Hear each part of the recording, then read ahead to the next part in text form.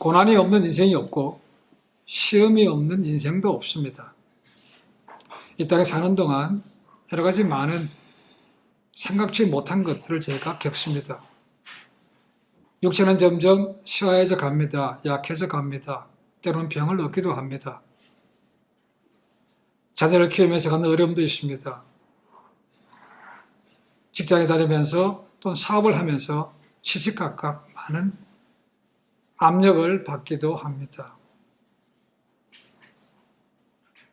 우리뿐만 아니고 사회적으로 전 세계적으로 겪는 그런 아픔들도 있습니다. 이런 문제가 생길 때마다 저희 믿음이 흔들립니다. 모든 것이 평안할 때는 그렇게 굳건할 것 같았던 믿음도 주변의 것을 보면 흔들립니다. 무엇보다도 우리 각 개인에게 모든 것이 닿으면 더 많이 흔들립니다. 그 시험이 크면 클수록 우리의 흔들리는 것도 더 폭이 큽니다. 전 세계에 CCC라는 것이 있습니다. Campus Crusade for Christ. 그 처음 시작했던 분이 빌 브라이트 총재라는 분입니다.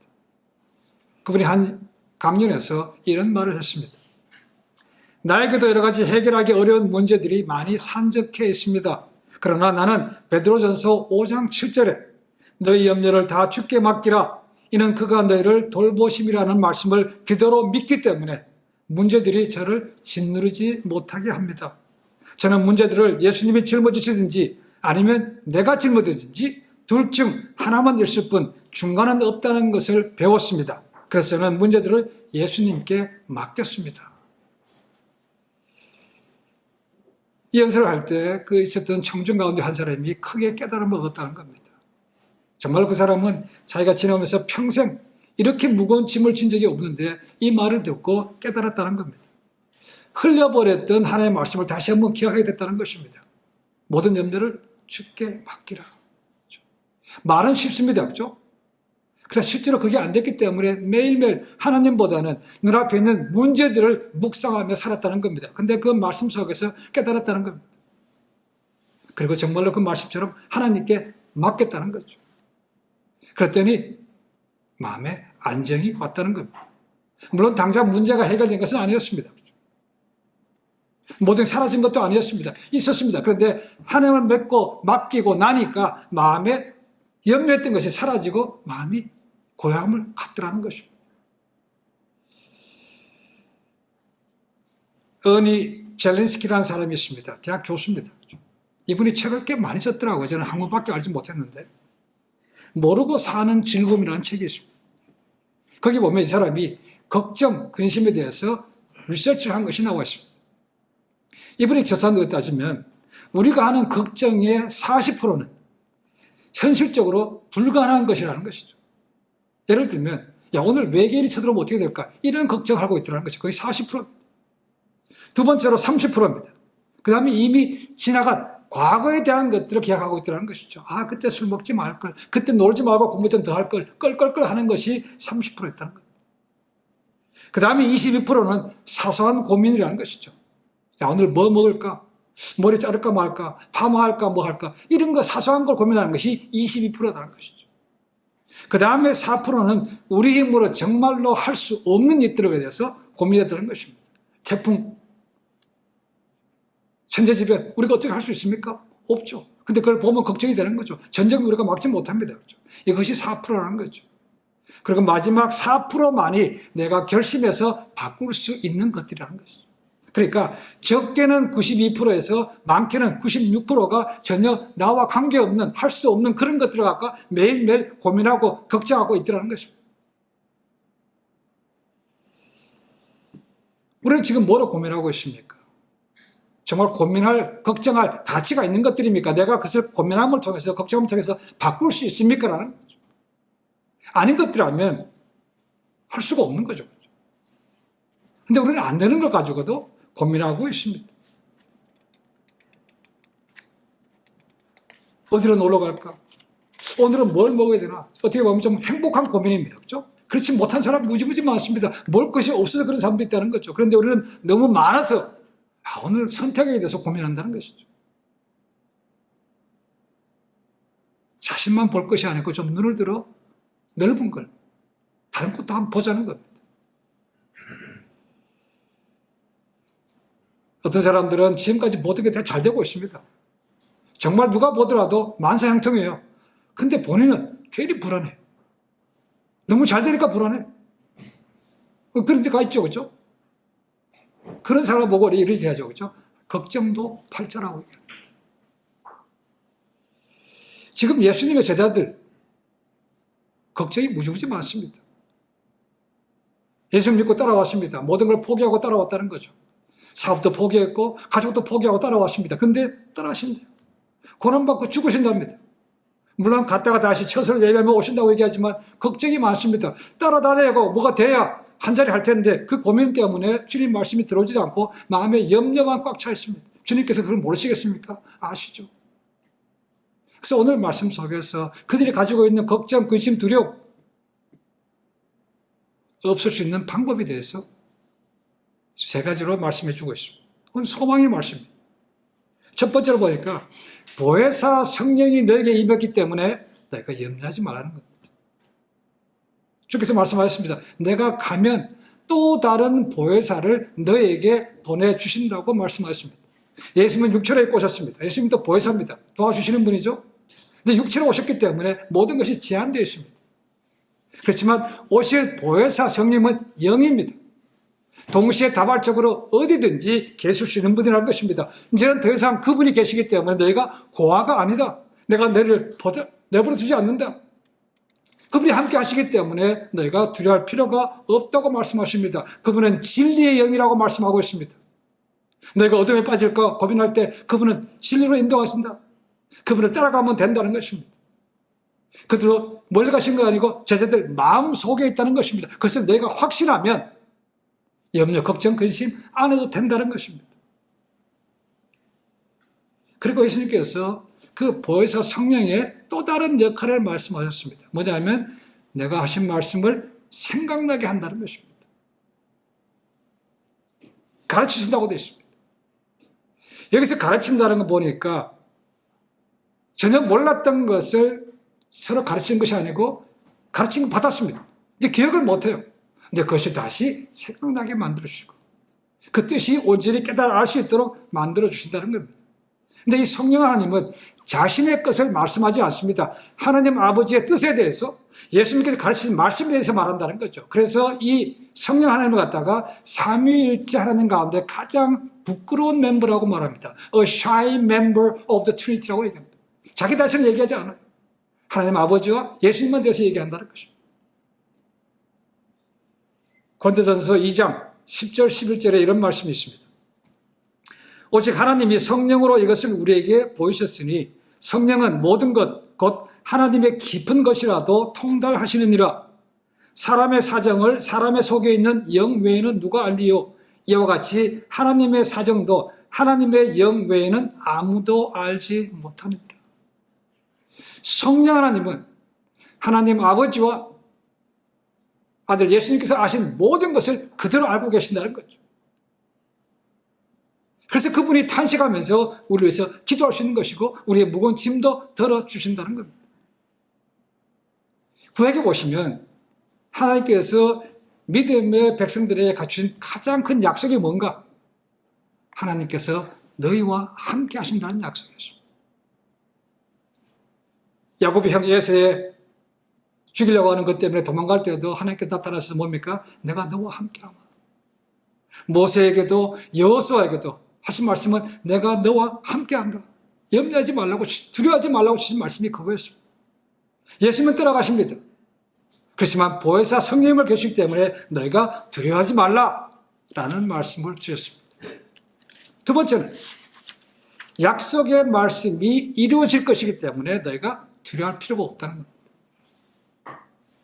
자, 예수님 성령께서 말씀하시는 뭐가 가르침이 생각날 수 있게 하시고 잊어버렸던 것도 기억날 수 있도록 만들어 주신다고 하십니다. 왜 예수님의 말씀이 기억나게 하고 깨달아지는 것이 우리에게 두려움을 들어주는가? 이유는 하나님이 하신 말씀은 반드시 이루어지기 때문에 그렇습니다. 헛것이 아니라는 거죠. 그러니까 너희가 그 약속의 말씀을 믿으면 지금 눈앞에 보이는 것은 그렇지 않다 하더라도 미래에 이루어질 것이기 때문에 너희가 염려 걱정 무심 말라는 것입니다. 제자들은 지금 예수님께 전해주신 말씀을 다 이해하지 못합니다. 그러니까 질문하죠. 그래서 질문 속에 대답합니다. 그들도 못 깨달아요. 받아들이고 싶지 않습니다. 근데 언젠가 예수님께 떠나시고 성령님께서 그들에 임하시면 그들이 과거 했던 말들이 하나하나 새록새록 기억이 나더라는 것입니다. 그러니까 사도행전에 보시면 그들을 잡아갔던 관원들이 무식한 줄 알았다가 똑똑한 줄 알았다는 겁니다. 그들이 했겠습니까? 아니죠. 성령 하나님이 주셨던 말씀을 기억나게 하고 담대하게 하니까 그렇게 되는 것입니다. 그래서 너에게 주신 약속의 말씀이 있기 때문에 너희는 두려워할 필요가 없다고 말씀하고 있는 거죠. 마태복음 24장 35절에 이런 말씀이 있습니다. 천지는 없어지겠으나 내 말은 없어지지 아니하리라. 후에 사도 베드로도 이렇게 고백합니다. 베드로전서 1장 24절 25절 앞부분에 이렇게 말하고 있습니다. 그러므로 모든 육체는 풀과 같고 그 모든 영광이 풀의 꽃과 같으니 풀은 마르고 꽃은 떨어지되 오직 주의 말씀은 세세토록 영원히 있으리로다. 모든 것 사라집니다. 그러나 주의 말씀은 살아있다는 것이죠. 그리고 반드시 이루어집니다. 여러분, 말에 능력이 있는 거 아시죠? 그러니까 말을 함부로 하지 말라는 것입니다. 말이 씨가 된다고 말합니다. 근데 우리는 너무나 쉽게 말할 때가 많다는 거죠. 하물며 사라의 말도 그런데 하나님의 말씀과 비교가 되겠습니까? 아니죠. 여러분, 하나님의 말씀에는요, 창조의 능력이 있습니다. 파워가 있다는 겁니다. 대체 하나님께서 이 세상을 만드실 계획을 하셨습니다. 근데 그 계획이 말씀으로 이루어진 거 아시죠? 있으라 했더니 있게 된 것이죠. 그렇죠? 하나님의 말씀에는 능력이 있다는 겁니다. 그래서 그것을 믿는다면 두려워할 이유가 없다는 거죠. 남북 전쟁이 끝난 다음에 미국 전역이 전쟁이 끝나고 나면 그렇죠. 황폐하게 됩니다. 그렇죠. 특히나 피해가 많았던 지역이 남부 지역이라고 말합니다. 요즘 얘기하면 바이블 벨트 지역입니다. 대부분 다 바이블 지역이 사업이 뭐였습니까? 목화였습니다. 목화. 이 목화밭이 시간이 지날수록 점점점 농사가 안 되더라는 겁니다. 그러니까 그것을 먹고 사는 사람들이 얼마나 힘 많이 들었겠습니까? 사람들이 탄식하고 난리가 났습니다. 더군다나 가뜩이나 안 되는데 이 바굼이라고 하는 곤충까지 생겨서 그것을 갉아먹었기 때문에 수확이 엄청 떨어졌다는 겁니다. 그래서 이 남부 지역에 목화밭을 한 사람을 품고 기도하는 한 사람이 있었습니다. 하나님께 기도합니다. 하나님, 이렇게 수확이 좀 떨어지는데 하나님, 우리가 어떻게 하면 좋겠습니까? 기도하기 시작했습니다. 그리고 그 모든 문제가 땅에 있다는 것을 깨달았습니다. 땅도 쉬면서 영양을 공급받아야 되는데 계속해서 땅을 쓰기만 하고 곡물에게 양분을 뺏기니까 땅은 점점 황폐돼가지고 그러니까 뭐를 심어도 잘 안 되는 겁니다. 땅에 문제가 있다는 것이죠. 그래서 이 땅을 바꾸든지 아니면 땅에 심는 식물을 바꾸든지 뭔가 대책을 세워야 되는 것이죠. 그래서 다시 이렇게 기도했습니다. 하나님, 땅에 푸른 오물 돋게 할 대체 식물이 뭡니까? 말씀해 주옵소서라고 기도했다는 거죠. 그래서 하나님께서 주시는 음성 가운데 성경을 펴서 읽었는데 그것이 에스겔서 4장 9절 말씀이었습니다. 그게 이렇게 되어 있습니다. 너는 밀과 보리와 콩과 팥과 조와 귀리를 가져다가 한 그릇에 담고 너를 위하여 떡을 만들어 내가 옆으로 눕는 날수 곧 390일 동안 먹되. 이 말씀을 스쳐 지나가다가 딱 들어온 말씀이 있더라는 거죠. 딱 들어온 말이 뭔가? 콩이었다는 겁니다. 콩. 그래서 이 사람이 아니 땅콩이구나 생각했던 거죠. 땅콩. 그래서 땅콩을 심기 시작했습니다. 땅콩은 곡물이지만 뿌리 식물처럼 땅 속에서 자랍니다. 그리고 땅콩이 땅의 체질을 바꾼다고 말합니다. 그래서 목화밭 대신에 땅콩으로 인해서 다시 수입이 늘어나고 번창하게 됐다는 겁니다. 그런데 몇 년이 지나고 나니까 또 문제가 생겼습니다. 이번엔 땅콩이 너무 많아졌어요. 사람들이 목화밭이 안 되니까 전부 다 땅콩 심었다는 거 아닙니까? 우리 한국도 마찬가지입니다. 그죠? 뭐 나쁘다 그러면 다 때려치우고 잘 되는 거면 심습니다. 그죠? 똑같다는 겁니다. 땅콩을 심었더니 땅콩이 너무 남아더라. 가격이 타산이 안 맞는 겁니다.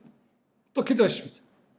하나님, 창조자 하나님, 왜 땅콩을 창조하셨는지 그 용도를 제게 가르쳐 주십시오라고 기도했습니다. 근데 하나님께서 이렇게 응답하셨다고 얘기합니다. 땅콩을 분해한 후에 합성해보라. 그래서 남아도는 땅콩으로 여러 가지를 만드는데 가장 첫 번째가 피넛버터 그랬습니다. 그리고 땅콩에서 나는 게 굉장히 많은 모양입니다. 페인트의 원료도 들어가고 음식도 만들고 화장품, 산업품 무지무지 많답니다. 그래서 남아도는 땅콩 문제가 해결되고 번창했다고 얘기합니다. 이 사람이 누군가?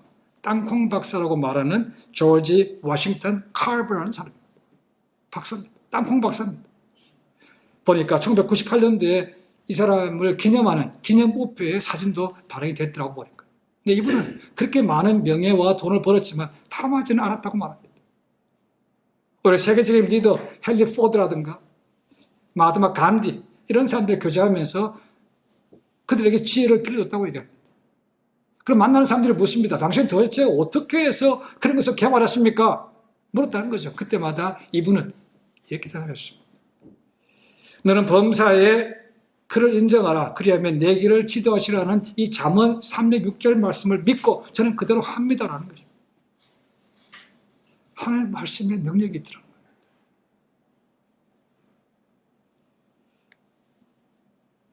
종교개혁자 루터가 종교를 일으키고 많은 프레셔를 받았습니다. 교황청에서는 그를 죽이려고 시시각각 노립니다. 그러니까 심신이 약해져서 견딜 수가 없었습니다. 그래서 병상에 아파서 누웠습니다. 그럴 때 마귀가 찾아왔습니다. 마귀가 침상 머리맡에서 루터를 째려보면서 가지고 어떤 두루마리를 펼쳤습니다. 그리고 그 두루마리에 뭐가 있던가? 루터가 태어나면서 지금까지 지었던 모든 죄명이 쫙 기록되어 있더라는 것입니다. 그래서 마귀 얘기합니다. 너 같은 죄인이 어떻게 종교개혁을 할 수 있냐? 너는 내 종이야. 너는 아무것도 할 수 없어. 종교개혁 포기해 하더라는 것이죠. 루터가 그 말을 듣고 이렇게 외쳤다고 얘기합니다. 마귀야, 너는 잊은 게 하나 있다. 요한일서 1장 7절은 그 아들 예수의 피가 우리를 모든 죄에서 깨끗하게 하실 것이라고 했다. 나의 모든 죄는 이미 청산되었다. 왜 그것은 기록하지 않느냐? 라고 하면서 옆에 있던 잉크병을 던졌다고 얘기합니다. 마귀를 향해서. 그리고 그 잉크병이 벽에가 퍼졌다는데 지금도 그것이 루터의 생각에 가면 남아있다고 합니다. 저는 보지는 못했습니다. 마귀는 진리와 거리가 멉니다. 그렇죠? 진리를 모릅니다. 알아도 반대로 갑니다. 그렇죠? 그래서 진리에 대해서 말하지 않습니다.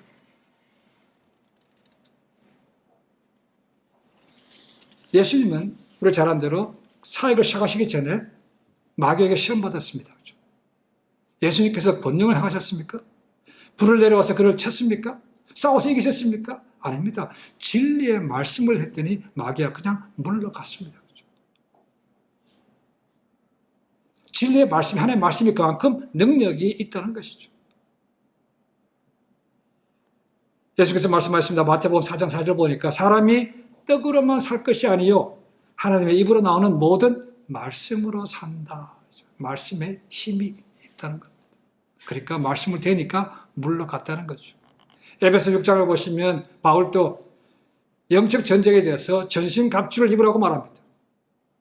거기는 5가지는 수비형이고 1가지만 공격용 무기입니다. 진리의 띠, 의의 흉배, 평안의 복음의 신발, 구원의 투구, 믿음의 방패는 다 수비하는 것들입니다. 마지막 6번째 성령의 검, 곧 말씀을 가지고 싸우라고 되어 있습니다. 거기서 말씀입니다. 말씀을 대면 마귀는 적은 물러간다는 거죠.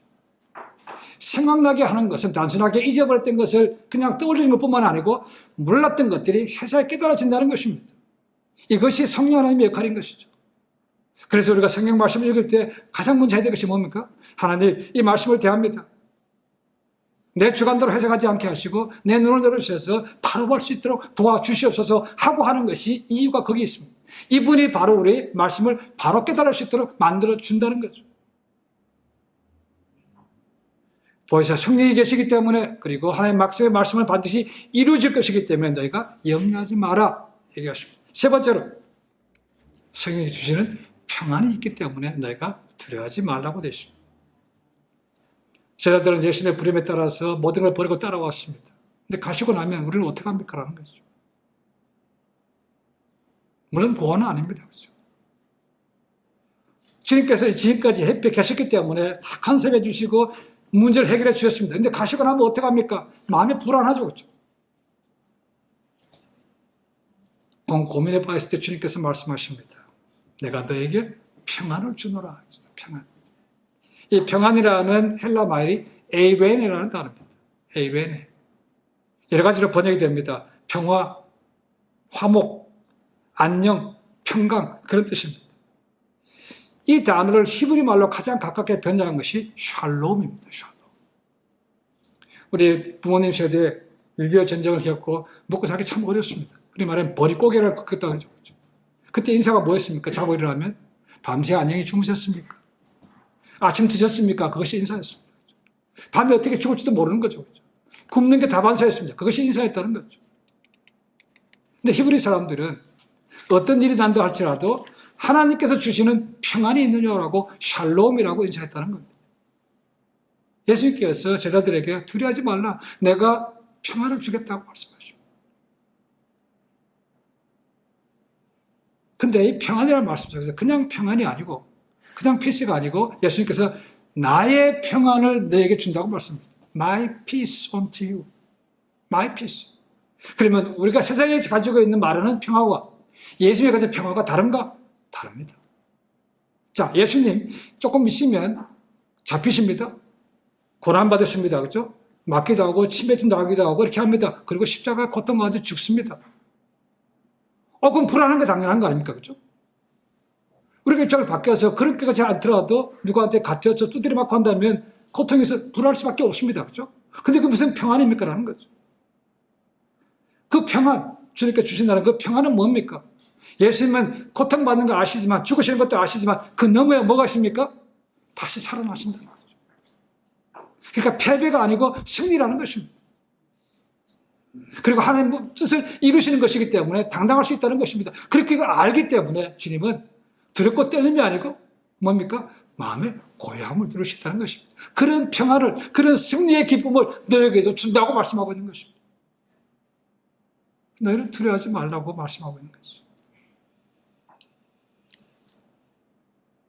후에 16장 33절에 가면 주님께서 또 이렇게 말씀하십니다. 이것을 너희에게 이름은 너희로 내 안에서 평안을 누리게 하려 함이라. 세상에서는 너희가 환난을 당하나 담대하라. 내가 세상을 이겼노라. 그리고 예수님께서 부활하신 다음에 제자들에게 나타나셨습니다. 그죠? 그때도 너희가 평안하뇨라고 묻습니다. 평안하고 묻습니다. 내가 나를 믿으면, 내 평안을 받으면 내가 불안하지 않을 수 있다는 것이죠. 시편 119편, 그 긴 119편 165절에 이런 말씀이 있습니다. 주의 법을 사랑하는 자에게는 큰 평안이 있으니 저에게 장애물이 없으리로다. 사도 바울도 빌립보서에 이렇게 고백합니다. 빌립보서 4장 6절 7절입니다. 아무것도 염려하지 말고 오직 모든 일에 기도와 간구로 너희 구할 것을 감사함으로 하나님께 아뢰라. 그리하면 모든 지각에 뛰어난 하나님의 평강이 너희 마음을 충만하신다고 했습니다. 기도와 간구하면 뭐라고요?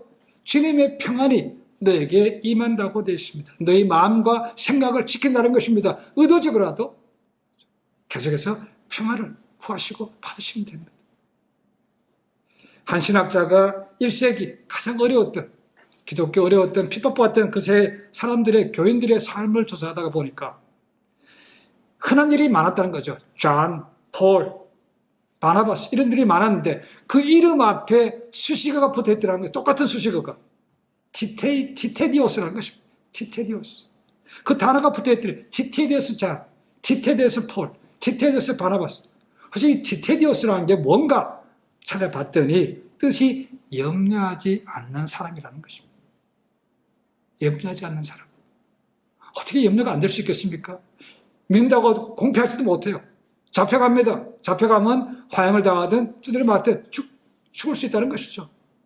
그런데 그 앞에 두려움이 없는, 염려하지 않는 사람이라는 단어가 붙었다는 것입니다. 그러니까 이 초대교회의 믿음에 알 수 없는 선배들은 전부 다 진짜 백이 믿음을 가진 염려하지 않는 평강을 누렸던 그런 사람이란 것이죠. 쉽지 않습니다. 성경에서 제자들 가운데 베드로만큼 제일 고민이 많았던 사람도 없는 것 같아요. 제자들의 리더입니다. 그렇죠? 자연적으로 그에게 모든 것이 책임이 넘어올 수 있습니다. 먹을 것이 없는데 어떡하나?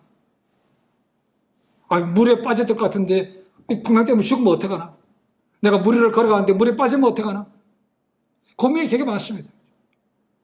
나중에 베드로가 아까 말씀드린 베드로전서 5장 7절을 고백하죠. 너의 염려를 다 주께 맡기라. 이는 저가 너희를 권고하심이라. 무거운 짐 떠넘기라는 거죠. 하나님 무십시오라고 넘기라는 것입니다. 그래야 내 몸에서 짐을 덜고 평안함을, 쉼을 누릴 수 있다는 거죠. 내 멍에는 쉽고 가볍다고 되어 있습니다. 수고하고 무거운 짐자들아 다 내게로 오라고 말합니다. 내려놓으면 그분이 대신 짊어져 주시기 때문에 우리가 쉼을 얻고 평안을 누릴 수 있다는 겁니다.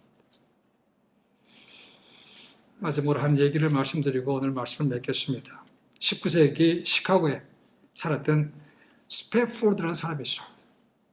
변호사로서 성공해서 남부럽지 않은 가정을 꾸리고 살았습니다. 딸도 4명이나 되는 아주 유복한 가정에 살았습니다.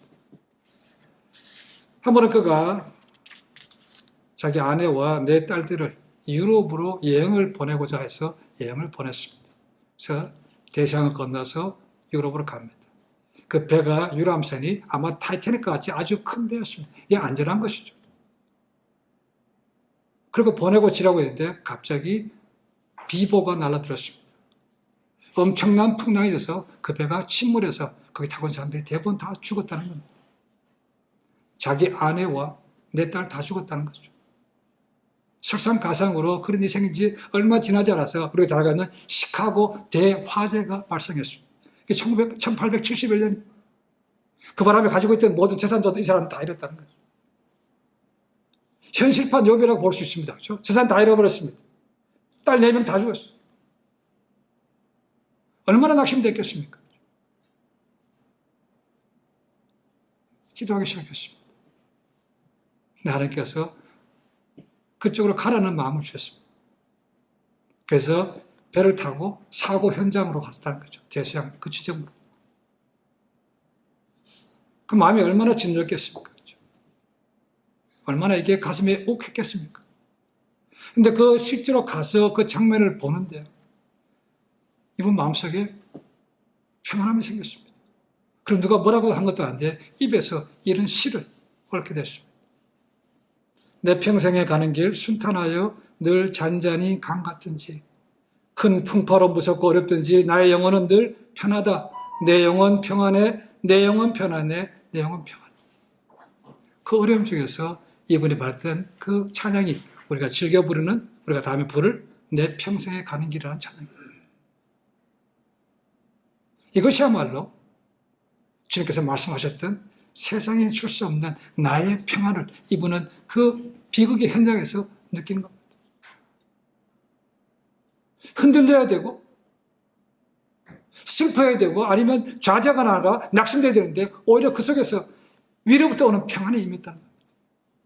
그래서 이 시를 만들어 작사하게 된 것이죠. 여러분 평안한 것과 편안은 다릅니다. 편하다는 것은 모든 것이 여유롭기 때문에 편할 수 있는 것이죠. 그러나 상황이 바뀌면 편한 것은 금방 없어집니다. 그러나 평안, 피스는 다릅니다. 어떤 상황이 올지라도 고향을 유지할 수 있는 것이 평안입니다. 왜 다른 것인가? 이것은 위로부터 오는 것입니다. 그리고 믿음으로부터 오시기 때문에 평안은 다르다는 것입니다. 지금도 누구 앞에 예기치 못한 어려움들이 많이 있습니다. 그러나 오늘 주신 말씀처럼 주님께서 보혜사 성령을 함께 보시고 약속의 말씀을 기억날 수 있게 하시고 우리에게 평안을 주신 것을 믿으면 우리 마음속에 걱정, 근심이 아니고 고요함을 지켜나갈 수 있습니다. 예수님을 믿음을 통해서 성령을 받으시고 충만함을 통해서 그런 세상에 수 없는 평안함을 날마다 누리고 그 평안함을 나눠줄 수 있는 그런 복된 삶이 되시기를 주님으로 간절히 축원해 드립니다. 기도하겠습니다.